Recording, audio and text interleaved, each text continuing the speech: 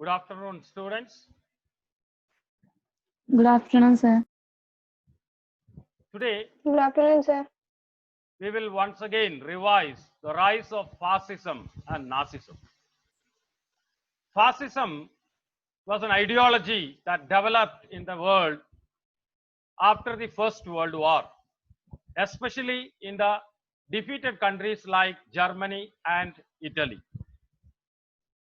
Fascism was the ideology of the fascist party founded by Benito Mussolini in Italy. And Nazism was the ideology of National Socialist Party, the Nazi party in Germany, founded by Adolf Hitler. Fascism and Nazism are aggressive policies. They do not believe in peace, they believe in war. Fascism or Nazism developed in the world on the basis of Hegel's philosophy. Hegel was a German philosopher who portrayed Germany as the most powerful country in the world. Germany, right from AD 800 to his own time, as the most powerful country in the world. So he distorted facts according to his passion and portrayed Germany as the most powerful country in the world, and Germans are the most or the superior-most people in the world. Hegel declared that state is the march of God on earth. Hegel glorified state. State is the march of God on earth. Nothing against the state, nothing outside the state, nothing without the state. So Nazism and Fascism glorified nation, worshipped the nations, and they owed undisputed loyalty to a strong leader. So Fascism believed in dictatorship. Fascism didn't have any belief in peace. Benito Mussolini's fascist party declared that war is to a nation what maternity is to women. A nation must always fight war. A nation, for its existence and to glorify one's own country, they should always wage war. War is essential for a country, and he compared war is to a nation what is maternity to women. For example, Hitler argued that it is the right of the most powerful to conquer the world. It is the right of the most powerful to conquer the world, the right of the most powerful race to conquer the world. In one of his famous speeches, Hitler said, "The earth is not allotted to anyone, nor it is presented to anyone as a gift. It is awarded. It is awarded by God to people who have in their hearts have the courage to conquer it and the strength to preserve it." So Hitler's ideology that the earth is not gift to anyone. God has not given the earth as a gift to anyone. The earth belongs to the most powerful. The earth belongs to people who have courage and strength to conquer it and to preserve it. So he undertook a deliberate policy of military conquest of other countries. Hitler became ambitious to rule the whole world. So fascism and Nazism, fascist movements and Nazist movements have some common features like worshipping the state, devotion to a strong leader like Hitler, and extreme nationalism, aggressive nationalism on majoritarian principle. They decided to unify the nation, strengthen the nation by rousing the national feelings of the majority community. And the other common feature of Nazism and fascism was belief in military conquest. In short, militarism. They believed in military conquest. They used political violence, war, and conquest as a means to achieve national revival. Right? Worshipping of the state. They considered state as the most important element. State is the march of God on earth. Individuals are not important. Individuals should be ready to sacrifice their lives in order to make the nation strong. Right? So they believed in dictatorship. They wanted all powers. All power should be vested in the hands of a single leader. All powers should be vested in the hands of a dictator. And fascism and Nazism both opposed capitalism. Both were opposed to communism. Both were opposed to individualism. And they were also opposed to democracy. So they believed in dictatorship, right? And this ideology became very popular after the First World War in the defeated countries. Previously, when we learned about the Treaty of Versailles, you learned the Treaty of Versailles was a treaty of vengeance. It was an unfair treaty. It was a humiliating treaty, insulting treaty. Britain and France wanted to humble Germany. They wanted to ensure that Germany would never rise up, become a military power, and be a threat to them. So, in order to humble Germany, in order to crush Germany, they wrote the Treaty of Versailles in such a harsh manner. So, historians say that the seeds of a future war was already sown in the Treaty of Versailles. The seeds for a future war were already sown in the Treaty of Versailles, right? So Hitler came to power denouncing the Treaty of Versailles. Benito Mussolini organized his followers on military basis. They gave compulsory military training to them. And Benito Mussolini's fascist party came to power in Italy through creating violence, creating fear in the opposition parties, right? And the ideology of fascism began to gain momentum after Benito Mussolini coming to power in Italy in 1922, right? And General Franco or Germany, Adolf Hitler came to power in Germany in 1933. General Franco came to power in Spain in 1939, and they all established dictatorships ruled by single dictator, ruled by single leader. People were blindly forced to owe their devotion, loyalty to the leader. What comes or what the leader says, everyone must follow, right? Such a type of totalitarian rule is called as dictatorships. So after the First World War, we know dictatorships emerged in different parts of the world, and in Asia, Japan became also a military power. Japan proved its military capability. Japan proved its military ability or military strength after defeating Russia in the famous Russo-Japanese War of 1905. A small Asian country defeated a very powerful, or you can say the largest military in the world, Russia. Russian defeat in the hands of Japan, 1905. After this Russo-Japanese War, Japan came to be recognized as a very powerful military power in Asia. So Japan also developed ambition. Japan also became a semi-fascist state with its policy of Pan-Asianism, spreading the territory of Japan into Asia, Asia for the Asiatics. And on this pretext, Japan also undertook military conquest of other countries in Asia.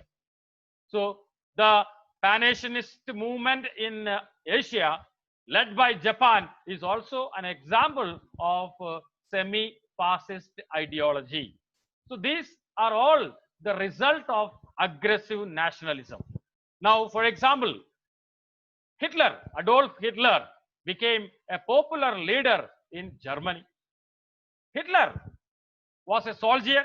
He participated in the First World War, and for his courage, for his bravery, he was awarded Iron Cross Medal. An Iron Cross Medal, a medal generally awarded to soldiers who show exemplary courage in battlefront. Now, after the First World War, Germany was forced to surrender. Germany was never defeated in the war, as I said earlier. Germany was successful. Germany was never defeated. The soldiers were never defeated in the battlefront. But finally, after the entry of USA into the war, Germany was forced to surrender. The soldiers couldn't understand why Germany was forced to surrender. Why such a humiliating treaty is imposed on Germany. Okay, and the war heroes, dissatisfied soldiers, they started to show discontentment and resentment, protest against the Treaty of Versailles. So Hitler, disappointed with the Treaty of Versailles, blamed the Weimar Republic, that was established in Germany after the First World War, responsible for the pathetic condition of the people of Germany. So he left the army and started a political party called National Socialist Party. National Socialist Party in 1919. This party is known as Nazi Party.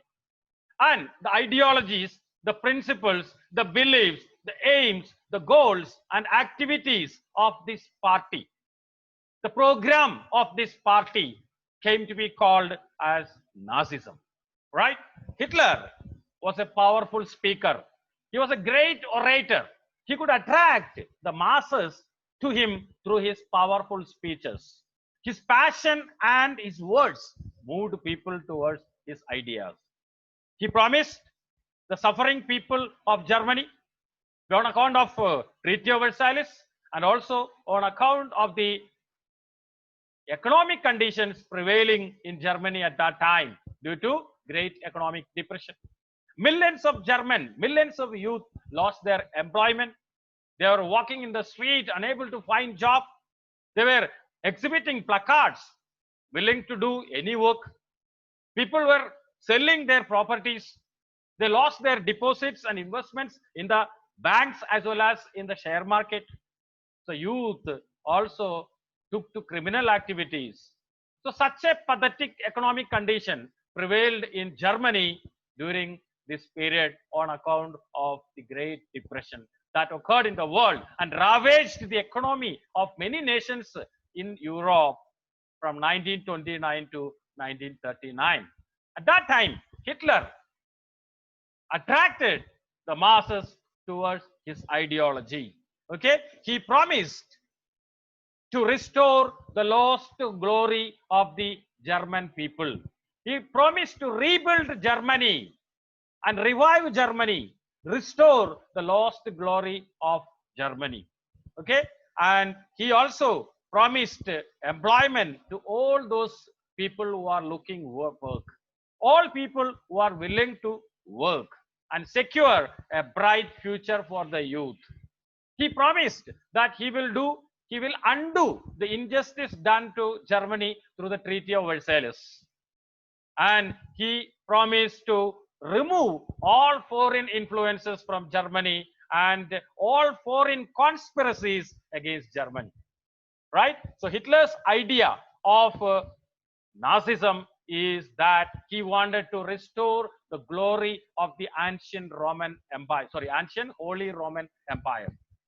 Germany was part of the ancient Holy Roman Empire. The first empire, the first Reich that existed from 800 AD to 1806 AD. And we can also find another powerful German empire that came into being after the unification of Germany in 1871, 1870-71. Germany unified, and Kaiser William II was coronated as the Emperor of United Germany in 1871.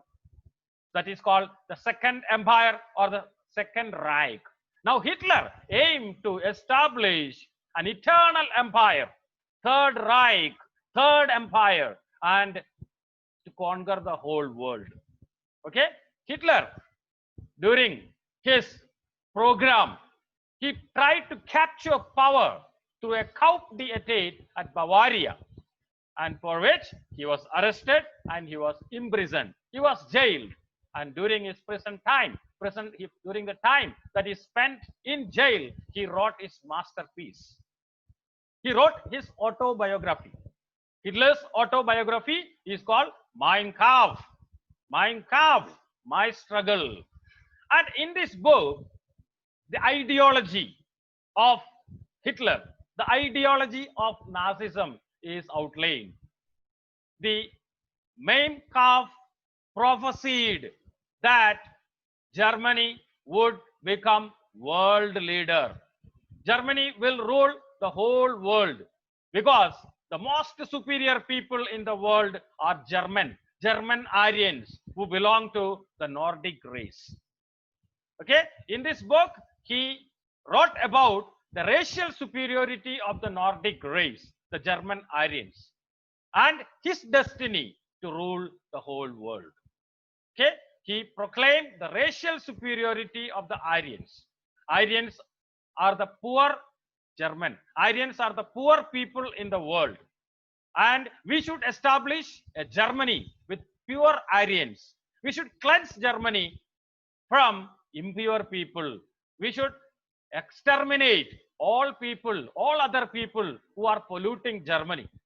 Okay, and he developed his views, and he said he came to be known as a dictator who was anti-Jew, anti-Semite, anti-communist, anti-capitalist, right? And he decided to make a powerful Germany on racial superiority, or the racially superior Germans only should become part of Germany.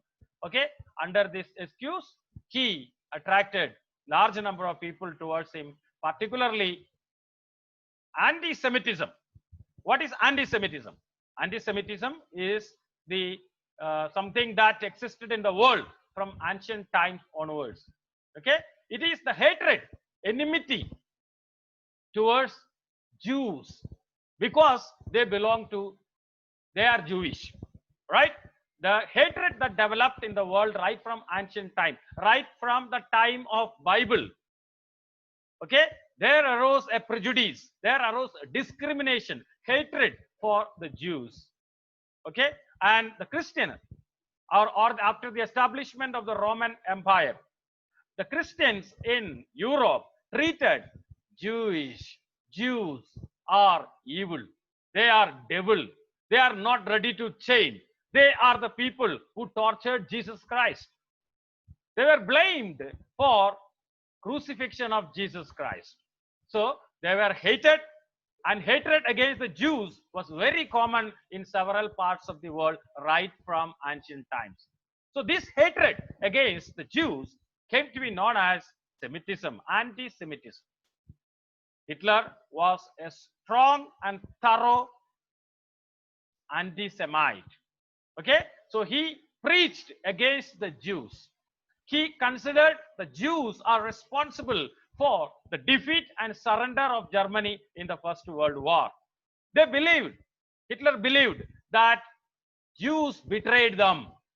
Jews betrayed Germany in the First World War. It is because of their betrayal, their conspiracy, that Germany was forced to surrender. Okay, so Hitler turned against minority communities like Jews in Germany. He also turned against the gypsies. He turned against the people who are sexually deviant, homosexuals.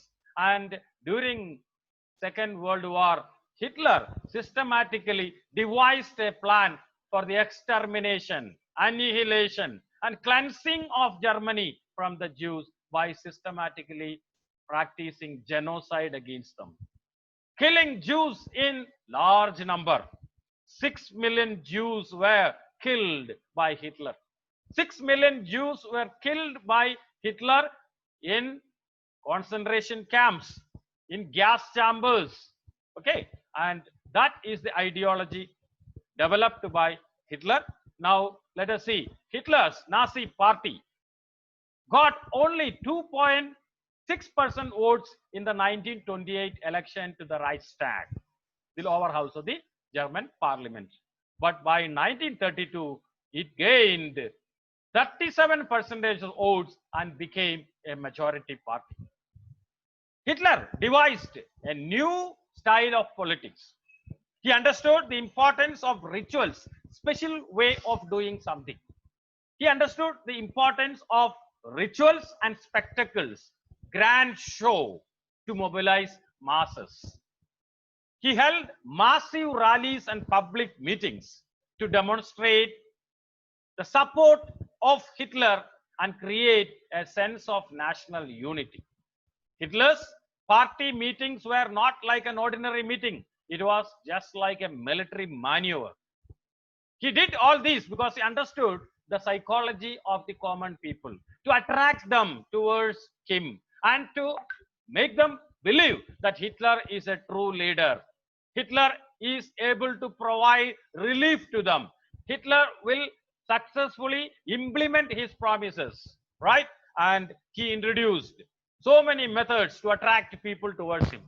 For example, the red banner flag, the red banner with the swastika, the Nazi salute, the ritual rounds of applause after the speeches were all part of this display of power, right? And he mobilized his supporters, promising to establish the racial supremacy of Aryans. Okay, he wanted to establish the racial superiority of the Aryans, German Aryans, Nordic people belonging to the Nordic race over the world. Okay, so he targeted other minority communities like Jews, Gypsies, because he considered they are the major people, major cause for all problems that Germany is facing. Okay, the Jews were living in separate areas called ghettos. Jews were not living with other people. Jews or Jewish area was separate area, a corner in the town, and they are called Jewish ghettos. Jewish ghettos. And Hitler preached that Jews or the capitalism and communism both are the conspiracies of Jews. Jews are responsible for defeat of Germany in the First World War, and Jews, as they are moneylenders, merchants, traders, their financial position and their official position in the society is also much higher than ordinary Germans, right? As a result, the middle class Germans, they also turned against the Jews. They thought that if Jews are avoided, if Jews are exterminated, we would prosper, we would develop our trade. So they also supported and they also threatened the Jews. Okay, Hitler started propaganda against the Jews.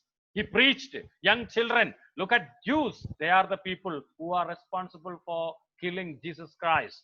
Look at Jesus Christ hanging on a cross. Who killed Jesus? He accused the Jews killed Jesus. Okay, and for bringing children into his psychology, into his ideology, he practiced a method of indoctrination, a method of what you call injecting his ideologies in the young minds. So you can see all the boys between the ages of 6 and 10 went through a preliminary training in Nazi ideology. You can just look at the children 6 to 10 years, very small age, the children underwent through a preliminary training in Nazi ideology. At a very young age, the children's mind is injected, filled with Nazi ideology, and they became aggressive, they systematically believed in the blind ideology of their leader, Hitler.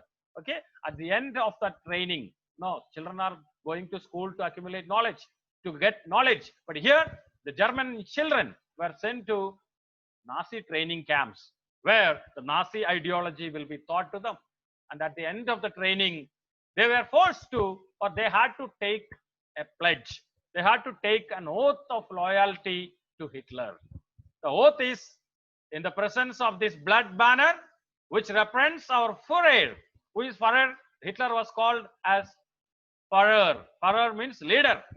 In the presence of this blood banner, which represents our leader, Hitler, I swear to devote all my energies and my strength to the savior of our country, Adolf Hitler. I am willing and ready to give up my life for him. So God help me. So help me God. This is the pledge that children take in Germany. Okay, under the Nazi training method, after completion of the preliminary training in Nazi ideology, children at the end had to take an oath following their loyalty, displaying their loyalty to Hitler. Hitler was known as Führer, the great leader. Listen, Führer. Hitler was called Führer. People called him Führer, leader. Okay, equal to God. And what is the pledge? What is the oath? In the presence of this blood banner, which represents our Führer, I swear to devote all my energies and my strength to the savior of our country, Adolf Hitler. I am willing and ready to give up my life for him. So help me God. This is a kind of indoctrination of Nazi ideology. Okay, and Hitler also believed that women have a responsibility. Women's duty is that they should give birth to powerful children. Okay, he believed that women should not interfere in the world of man. The world of man and the world of women are not one, they are separate. Women must fight a battle to bring new children into this world. It's a battle. Women should fight a battle and suffer pain. They should suffer pain. They should suffer pain to bring new children into the world. What are these new children? They are the children to give strength to Germany, to create a pure race. Okay, and every child that women bring to the world is a battle waged for the existence of our own people. So Hitler said women should not interfere in the world of man. A man should fight battle. Women should give birth. She should fight a battle to give birth to good children, healthy children, and they should be brought up in such a way that they will glorify the nation. They will bring glory to the nation. So Hitler encouraged women to give birth to good children. Every year, Hitler used to award the best woman, or the what you call woman award, a woman who gave more number of children to army. Okay, Hitler also wanted to see that only abled bodies should survive. Hitler killed handicapped children born with mentally retardedness.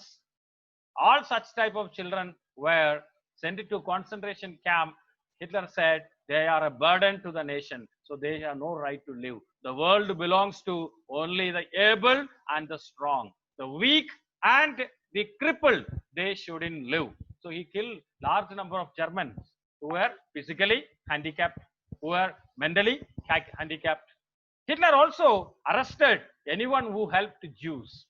Hitler publicly insulted anyone who gave help to Jews.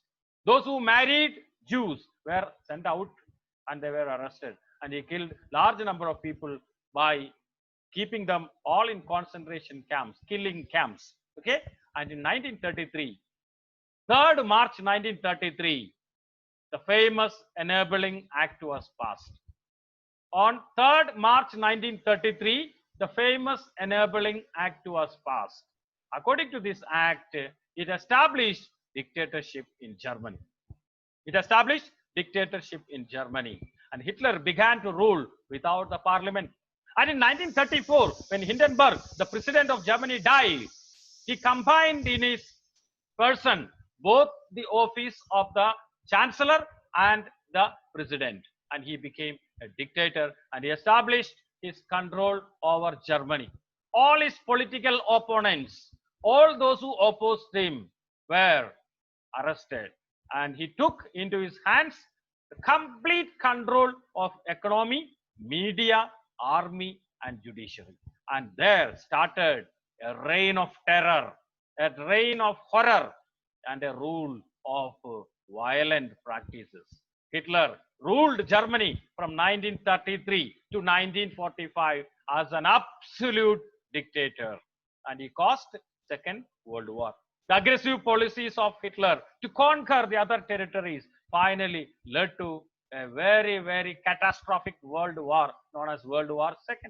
Okay, in the coming classes, we will learn about some of the important incidents that happened during the Second World War. So today, you are introduced to the ideology of Nazism and Fascism. These two ideologies are born with Hitler and Mussolini, and they ended, died, vanished with their death, right? From the world. It is an ideology in which there is no belief in peace. It is an ideology which proclaims war. It is an ideology of racial superiority. It's an ideology that only majority community who are pure should live in one country. Okay, so Hitler rose to power through his ideology of Nazism, and he used the poor economic conditions, the miserable economic condition that was prevailing in Germany at that time on account of Great Depression. Also, Hitler denounced the Treaty of Versailles, the treaty which was written by the Allied powers with the Weimar Republic. Hitler held the Weimar Republic responsible for these inhuman conditions of the Treaty of Versailles. So Hitler denounced, spoke against the treaty, and spoke to the people about their superiority, about their racial superiority, and he promised to establish a third Reich, a third empire, and restore the lost glory of the Germany, or the German Empire, the Holy Roman Empire. Okay, and the Second Reich, the German Empire after its unification. So he attracted people towards him through his powerful speeches, through his anti-Semitic speeches, blind hatred towards the Jews, and he attracted people to them through his special display of power, like the red banner, swastik, Nazi salute, systematic ritual rounds of applause after speeches, all attracted people, and his his promise to establish a powerful Germany again, based upon the racial superiority of the German Aryans, people belonging to the Nordic race, all gave support to him, and he was able to become, his party, fascist Nazist party, was able to become a majority party in the German parliament, in the German Reich, okay, Reichstag, the lower house of German parliament. And in 1932, he came to power. And in 1933, he established his total control over Germany by passing an act called Enabling Act on 3rd March 1933. This act, or the significance of this act, is that Hitler became a dictator, absolute ruler of Germany. Okay, Hitler commanded all powers, and all sections came into his hand. He totally took total control of the economy, media, army, and judiciary. Okay, and in 1934, he combined in his person both the offices of the president and the chancellor. Okay, when President Hindenburg. Yes, I would like to wind up this session. I hope that you have understood the reason for the rise of fascism, what are the ideologies of Nazism and fascism, how did Hitler rise to power and became a dictator. Any doubt?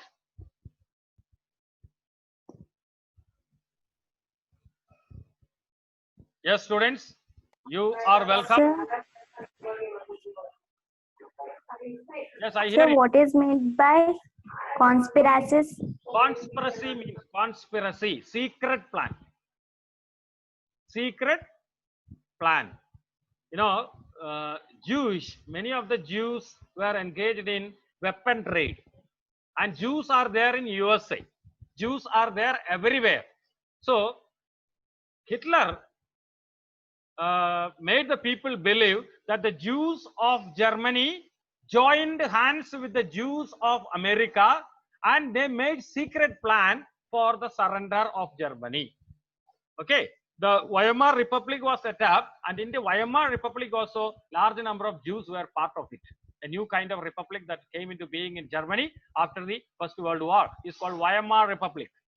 So Hitler said the Jews, they made secret plan, conspiracy, conspirated against Germany. So they are betrayers. They have no right to live in Germany. They are foreigners. They are also the persecutors of Jesus Christ. They are inferior. They are evil. They should be eliminated. Our country is made, or our country is polluted by the Jews. So we should clean our country. We should cleanse Germany. How can we cleanse? We should eliminate, systematically eliminate, terminate the Jews. And Hitler killed 6 million Jews. I will show you the pictures of this Holocaust, the large scale killing of the Jews, the genocide, killing people belonging to one particular genus, a particular community is called genocide. Okay, killing people belonging to a particular community is called genocide. And the genocide of Jews is known as Holocaust. Okay, it is known as Holocaust. Holocaust, we will learn it later again. I will also show you some pictures of Holocaust tragedy. Okay, sir, thank you. Sir, Yes, what is the meaning of last glory of Germany? last Glory of Germany. lost glory of Germany. Germany was once upon a time